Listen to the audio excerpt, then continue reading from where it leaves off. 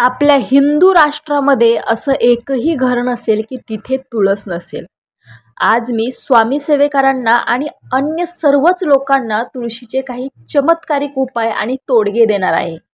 खालील उपाय केल्यानंतर नक्कीच तुमच्या आयुष्यामध्ये तुम्ही फरक अनुभवाल.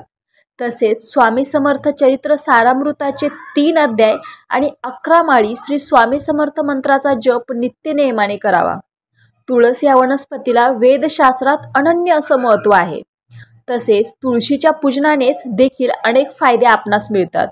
स्त्रियांनी त्या तुळशीला पाणी घालावे, प्रदक्षिणा घालाव्यात, पूजा करावी, रांगोळी काढावी व सायंकाळी दिवा लावावा. श्री विष्णूला तुळस अत्यंत प्रिय आहे. तुळशीच्या पानाने त्याची पूजा केली असता पुष्कळ व्रते, यज्ञ, जप केल्याचे फळ लाभते. दरवर्षी कार्तिक शुद्ध द्वादशीस तुळशी विवाह करावा. तुळस पूजनाने प्रसन्नता लाभते आणि त्यामुळेच घरातील वातावरण देखील शुद्ध आणि सात्विक राहते. सर्वात पहिला उपाय, जर तुम्हाला श्रीमंत व्हायचे असेल तर घराच्या मुख्य दाराच्या दोन्ही बाजूंनी तुळशीचे रोप लावायला पाहिजे. रोज तुळशीची योग्य देखरेख केली पाहिजे. हे उपाय केल्याने घरात पैसा येऊ लागतो आणि पैशाची तंगी संपते. दाराच्या दोन्ही बाजूंनी तुळशीचे रोप लावल्याने घरातील नकारात्मक ऊर्जा सुद्धा दूर होते. 2. रोज सकाळी तुळशीजवळ दिवा लावायला पाहिजे. या उपायाने महालक्ष्मी प्रसन्न होते. 3. रोज सकाळी तुळशीला जल चढवायला पाहिजे. तुळशीची देखरेख केली पाहिजे. हा उपाय केल्याने आरोग्य उत्तम राहतं आणि देवी देवतांची कृपा देखील तुम्हाला मिळते. आता टीप अशी आहे की फक्त एकादशीला कधीही चुकूनही तुळशीला जल अर्पण करायचं नाही, कारण एकादशीच्या दिवशी तुळशी मातेने भगवान विष्णूंसाठी निर्जला उपवास केलेला असतो. त्यामुळे बाकी अन्य कोणत्याही दिवशी तुम्ही तुळशीला पाणी अर्पण केलं तरी चालतंय. 4. जर एखादा व्यक्ती तुळशीची माळा धारण करतो तर त्याला सर्व देवी देवतांची कृपा प्राप्त होते.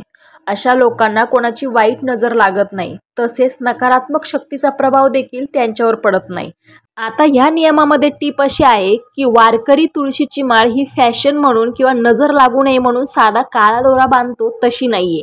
याचे बरेचसे नियम आहेत तुळशीची माळ धारण करण्याचे. ते तुम्ही एखाद्या वारकरी सांप्रदायिक चांगल्या गुरूंना विचारा, तेव्हाच तुळशीची माळ धारण करा.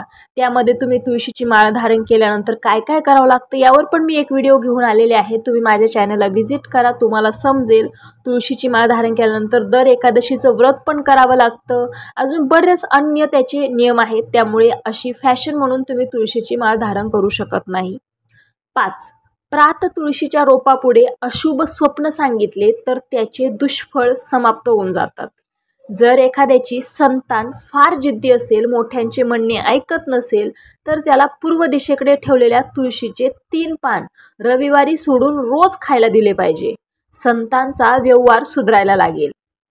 आता यात पण अशी टीप आहे की स्त्रियांनी तुळशीचे पान तोडू नये आणि पुरुषांनी तोडायचे झाले तर ते संध्याकाळच्या आतच तोडावे. म्हणजे दिवसभर कधीही तोडले जर चालताय तर ते पण अगदी हळूवार असं ओरबाडून तोडायचे नाही आणि 5 वाजेनंतर किंवा 6 वाजेनंतर कधीही तुळशीला स्पर्श करायचा नाही.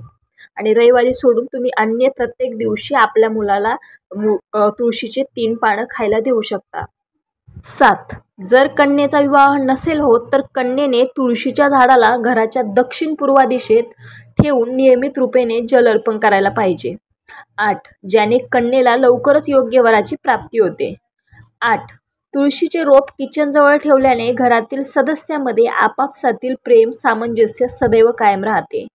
हिंदू धर्मशास्त्रामध्ये तुळशीचे 8 नावं सांगण्यात आले आहेत. वृंदा, वृंदावनी, विश्वपूजिता, विश्वपावनी, पुष्पसारा, नंदिनी, तुळशी आणि कृष्णजीवनी.